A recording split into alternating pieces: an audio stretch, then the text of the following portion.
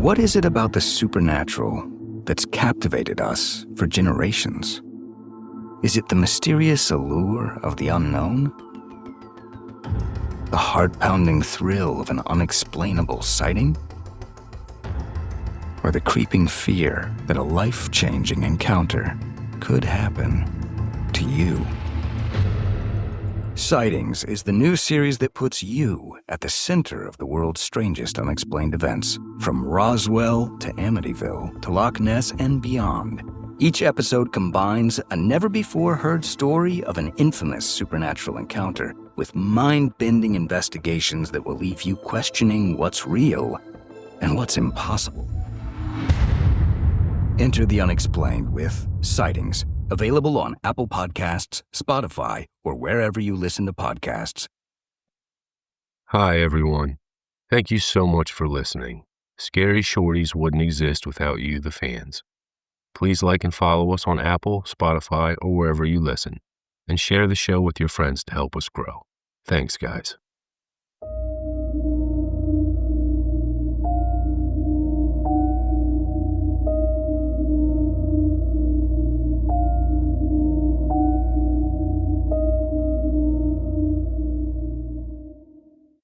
Just Say Yes, written by R.S. Cunningham, read by Drew Grimm. No.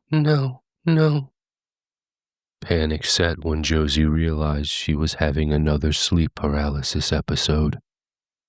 It had all the usual hallmarks: numb limbs, eyes glued shut, shallow breaths, and worst of all, the unsettling feeling that something is in the room with her. This was impossible, of course. She was home alone, her mom having left for a shift at the hospital hours earlier. As Joise was only 13, this wasn't ideal, but her mom said Joise was too old for a babysitter, and Joise was old enough to know this meant her mom didn't want to pay for one. Desperately, Joise tried to wiggle her toes. Nothing.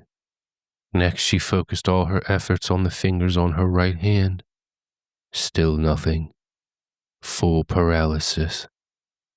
Joise squeezed her eyes tight and felt a tear trickle down her temple. Then, to her astonishment, she blinked and opened her eyes. This was new. Normally, she couldn't see during a paralysis episode. It was one of the things that made it so scary. Unable to turn her head, she looked around the ceiling of her small bedroom, head frozen in place. Meager light from the streetlight outside their social housing building came through her thin, brown curtains into her bedroom in their third-floor apartment, faintly illuminating her small but cozy room. As she scanned the ceiling, her eyes were drawn to the dark space above her wardrobe in the corner. She stared, trying to be sure.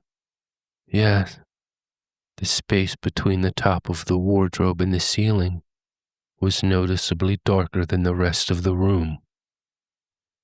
It was a velvety rich dark, not at all like the dark that had bathed the rest of the room. As she stared, the darkness shifted. Joise jolted inwardly. What on earth? It was a serpentine, writhing movement, barely perceptible, but it was moving. Moments passed as Joise strained with all her might to focus on the dark, heart pounding so hard it hurt her chest. The darkness shifted and seemed to move in a circle. Then, to her horror, the darkness blinked, and two yellow eyes looked back at Joise. Oh my God! What the hell was that? Her heart continued to pound in her chest as the dark writhed and coiled, leaving the space above the wardrobe to move slowly, impossibly along the ceiling towards her. Tears flowed freely now, as Josie strained with an effort she didn't know she could muster, trying with all her might to move her limbs. But her body failed her, remaining stubbornly stiff and immobile.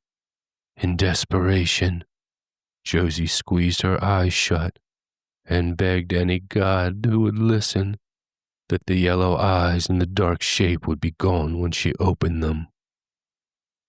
When she opened her eyes, blinking to clear the tears, the shadow with the yellow eyes was directly above her, looking down from the ceiling. Blind terror threatened to overcome her completely. Frantic now, Josie tried to be rational, to assess the threat. The dark had a shape now. A sort of head was at the top, and then broad shoulders, and the rest tapered away. Wraith. That was the word that came to mind. It looked like a wraith. Josie and the wraith stared at each other, both unmoving. Then, an unexpected noise broke the silence. Softly, a key turned in the lock of the apartment's front door. Josie's eyes darted to her closed bedroom door. Mom? No. Her mom wasn't due back for hours yet, and her mom couldn't be quiet if her life depended on it. The door opened slowly, making a barely perceptible swishing sound as it skimmed the carpet, as if someone was trying to enter without attracting attention. More alarmed than ever, Josie looked back to the ceiling. The wraith had moved across the ceiling to the wall where her bedroom door was located. Its shape had changed again, more human-like at the top. It had defined arms now.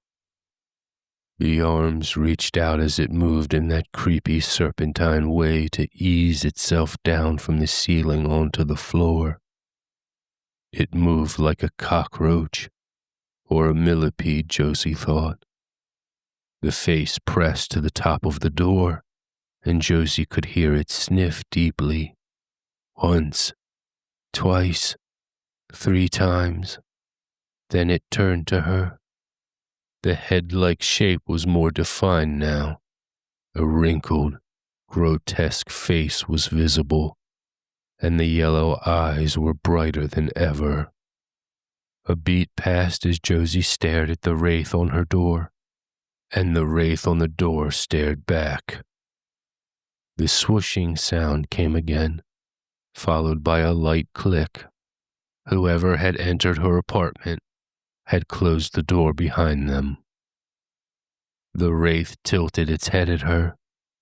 Then it slowly slithered down the door and disappeared from Josie's view. Josie didn't think it was possible to be more scared than she already was. But she was wrong. Josie was absolutely petrified. Anxiously, desperately, she looked to her left, towards the door, the wraith in her room and the unknown intruder in the hall. There was silence. Moments passed. Time seemed to stand still. Josie couldn't stop crying. Then she heard 2 sounds together, footsteps in the hallway and soft thumps on her bedroom carpet, both coming closer to her. Josie silently cried for her mother. The mattress beside her left hand depressed slightly. The footsteps in the hall stopped. A coldness touched her left hand. Suddenly, the wraith shimmied into view on her left side, obscuring her view of the door. Resigned to her fate, a strange calmness came over Josie. Maybe this was how Anne Boleyn felt before her beheading, she thought silently to herself. Josie hadn't been able to stop thinking of Anne Boleyn from the moment she learned about her in history class. With a bravery she didn't know she had, she looked at the wraith in the face. It was even more human-like now. Its face was impossibly old, wrinkled and twisted. Almost, but not quite human. Eyes were too yellow. The skull was too long. A callous, twisted hand reached to her head and gently caressed her face. The touch disgusted Josie. The footsteps started in the hall again. Now they were closer. She could discern that they were heavy, likely a large person wearing boots. Josie closed her eyes and swallowed hard. As realization hit her, this couldn't be happening. She opened her eyes again and would have screamed if she could. The wraith was on top of her now. She couldn't feel its weight, but it hovered over her tiny body, its face inches from hers. Just say yes. She felt the words rather than heard them. Say yes, and you'll be safe. Cold fingers stroked her cheek. This couldn't be real, she thought.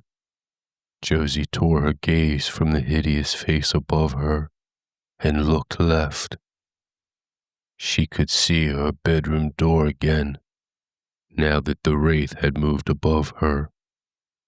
The hall light was on. 2 boots could just be seen beneath her bedroom door. His boots. She looked back to the wraith above her. The wraith's face was closer than ever, noses almost touching. Say yes to what? Josie thought. The face before her smiled, looking scarier than ever. Its mouth open, and its rotted breath filled Josie's nostrils. She retched slightly. Just a year. 1 year. That's not too much to ask, is it? What do you mean? Josie replied without speaking. The face shifted in front of her. Just 1 year of your life. You'll not miss it. I swear it. Just say yes. The door handle rattled, and Josie's mind raced. So she'd die at 81, not 82. That didn't seem so bad. She wasn't keen to end up in an old people's home anyway. The wraith tapped her head urgently. Say yes now. Yes, Josie thought silently. Yes. The wraith grinned wider than ever and placed its large, bony hands on Josie's head. At once, all sound muffled, and a strange, peaceful feeling came over Josie. Before, she could hear the traffic on their busy street. Now it was like hearing her neighbor's TV through the wall. Then, with an almost bored expression, the wraith lowered itself on top of her small frame. It was light, barely perceptible. The fear in Josie started to abate. Looking to her left, peeking through the space in the wraith's skinny arms, She could see her bedroom door open, but didn't hear the usual squeak of the hinges. Her sight was strange, too. It was like looking at the world through rounded glass. And there he was, Neil, her mom's new boyfriend. Neil, who spoke so charmingly to her mother, but so disgustingly to Josie. Neil, who brought her mom flowers and chocolates, and then sent Josie lewd and graphic Snapchat messages. Josie's mother didn't believe her when she complained about him. Neil had told her mom that jealousy and lies were to be expected, especially as it had only been the two of them since Josie's dad had died. But he'd soon win her over, Neil promised her mom. She just needed to give him time. But Neil didn't have a key, and Neil wasn't her babysitter. Without doubt, Neil wasn't supposed to be here. At what must be 1 or 2 in the morning. Josie could guess while he was there, though. She hadn't forgotten what she'd learned in biology class, or the cringy talks about consent. Josie braced herself as Neil walked into her bedroom and stood beside her bed. She expected him to see the wraith and scream, but he just stood quietly next to her bed for a few moments. Confused, Josie looked back to the hideous face above her. The face looked back, a relaxed expression in its yellow eyes, a sly smile on its lips. It leaned forward and gently rubbed its nose on Josie's. "I'm losing my mind," Josie thought. Josie and the wraith stayed nose to nose as Neil turned and walked toward Josie's wardrobe. Faintly, she heard him open and close the wardrobe doors. Then his soft footsteps moved to the other side of Josie's bed, beside her window. Neil was a big man. His shadow was visible on the wall as he blocked out what little light was there. He made a huffing noise as he lowered himself to the floor. Josie could picture him in her mind's eye, looking for her under her bed. She could just hear Neil swear in frustration. The wraith raised an eyebrow. She couldn't be sure, but Josie got the impression it was enjoying itself, showing off even. Neil walked back to Josie's bedroom door. She watched as he scanned the room, an angry look on his face. He turned and left her room, his footsteps softly moving toward her mom's room. The wraith lifted its hands from Josie's head and rested its head on her hand. At once, all the sound rushed back, and Josie's vision cleared. She took a minute to appreciate having her senses back. "Shit," she heard Neil swear in the hallway. Hey, what are you doing calling so late? All okay?" he asked, in what Josie could tell was a fake jovial tone. It was too high-pitched. "Well, your neighbor with the Ring doorbell's mistaken. Maybe someone who looked like me walked down her hallway." "The police? Just because someone's in her hallway? Oh, come on. You live in a big building. Won't people walk down the corridors at night?" There was a longer pause. "You know what? I don't need these kind of accusations. We're finished. Find some other asshole to take care of you and your brat, you fat bitch." "Fuck," Neil swore loudly. Josie looked back up to the wraith as she heard Neil sprint up the hall and out the door, no longer trying to be quiet. The wraith leaned forward and kissed her lightly on the forehead. Josie shuddered in revulsion. She could hear a police siren. It was getting louder in the distance. She heard the heavy building door being flung open and heavy footsteps running up the street. "What happens now?" she asked without speaking. 1 year, that's all. You said yes. Josie nodded. She could hear somebody knocking on her apartment door. "Josie? You okay, honey?" came the raspy shout of her neighbor and Mom's friend Maria. Josie snapped her head toward the sound, and when she looked back, the wraith was gone, and she could move again. The counselor looked at Josie with a bored, insolent expression. "You really expect me to believe this shit?" he asked sarcastically. The counselor was new, a recent transfer to Josie's juvenile detention center. "You asked me to tell you when the trouble started. Here's me telling you. Believe what you want," Josie answered, hands stuffed in her hoodie pockets. The counselor leaned over the table, resting his head in his hands.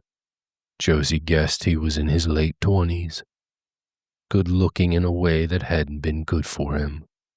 He was an arrogant, patronizing prick, full of self-importance and far too overconfident.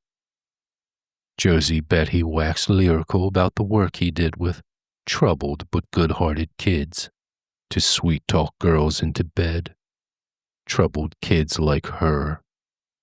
He had no fucking idea what was coming. "I read your profile, you know," he said softly. "I wouldn't have assumed you could lift your head from Pornhub long enough to read anything. I'm impressed." Josie deadpanned. "You're funny," he said with a wide, fake smile.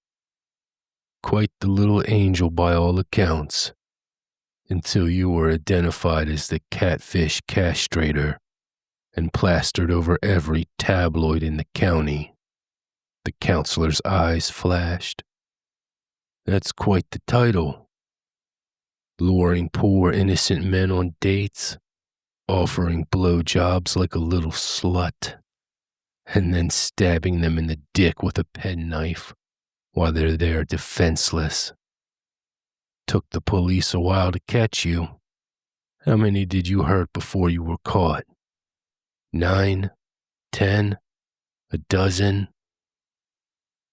Did he want the known or unknown victim count? Josie wondered.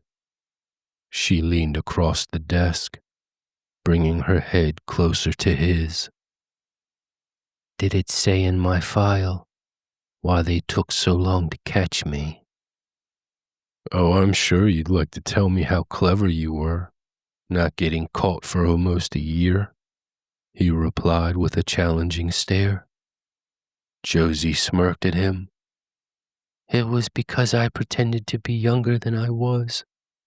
I looked young, which helped. Able to pass for 11 or 12. I don't have any tits, you see. Not one of the men stabbed were under 35.